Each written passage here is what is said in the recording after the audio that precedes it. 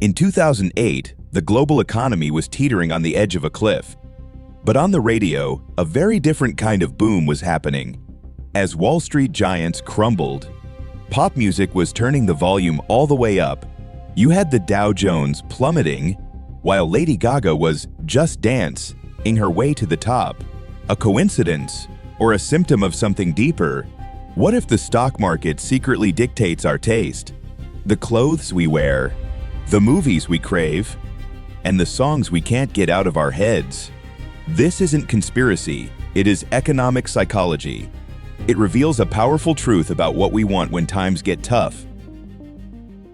So, when our wallets get lighter, how do our choices change? It starts with psychology. Economists call one of the most famous theories the lipstick effect. When big luxury purchases feel impossible, our desires don't disappear. They simply shift to smaller, more affordable indulgences. It is a small dose of luxury, a psychological boost without the financial burden. But this economic mood ring isn't just about what we buy. It is about what we wear. Welcome to the century-old hemline index. The theory is simple. When the economy booms, hemlines rise. And when it busts, hemlines tend to fall, reflecting a somber mood. Now, are these theories infallible economic laws? Of course not. But they are fascinating indicators of our collective hopes and fears. And this hidden influence doesn't just shape our closets, it also shapes our playlists. But after the crash of '29, with the economy in ruins, something strange began to flourish. As wallets emptied and opportunities vanished, American imagination soared to new heights. For just a nickel, Hollywood offered a ticket out of reality. It was the dawn of its golden age, built on pure escapism. Lavish musicals painted worlds of impossible wealth and glamour, while on the other end of the spectrum, monster movies gave our anxieties a face. They offered thrilling spectacles that made real-world fears seem manageable. But this desire for escape wasn't just on the silver screen. Back at home, millions gathered around a new obsession. A game where anyone could become a real estate tycoon overnight. It offered a fantasy of financial control when the real world had none. From Hollywood blockbusters to living room board games, culture became a lifeline. But what happens to this escapist culture when the hardship ends and a new boom begins?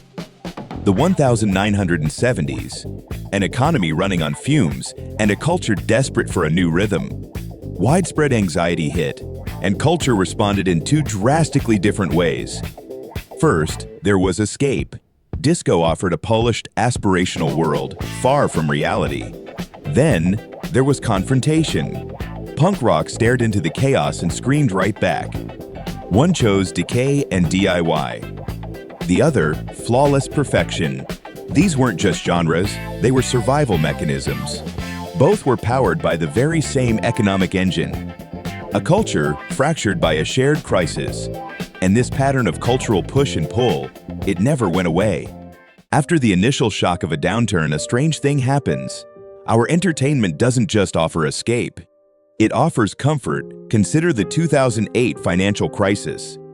The world felt chaotic and unpredictable, so we craved the opposite. Enter comfort culture, first in our television. Shows like The Great British Bake Off soared. The stakes were low, and the results were always warm and satisfying. We found a similar comfort in our blockbusters. The Marvel Cinematic Universe offered a world where good always, reliably, won. And the box office numbers proved we desperately needed it. Even our music sought something more grounded and authentic. The indie and folk scene exploded, offering raw, heartfelt honesty. It was music that felt handmade, in a world that felt out of control. Baking, superheroes, and folk music. Three pillars of a new cultural comfort. This wasn't the last time a crisis would reshape our screens. Next, we'll see how a global pandemic changed everything, again. So what about today? What are the economic tea leaves telling us right now? We're living through soaring inflation and global supply chains tangled in knots. Culturally, this sparks a defiant return to maximalism. We see the rise of hyper-specific core aesthetics online, offering small, perfect worlds we can actually control. And then there's the powerful pull of nostalgia. The 90s and 2000s are back, a comforting escape to a familiar past. Each trend, from lavish escapism to raw rebellion, is a direct conversation with the economy of its time. So the next time a bizarre new trend takes over the world, don't just look at the culture, look at the numbers.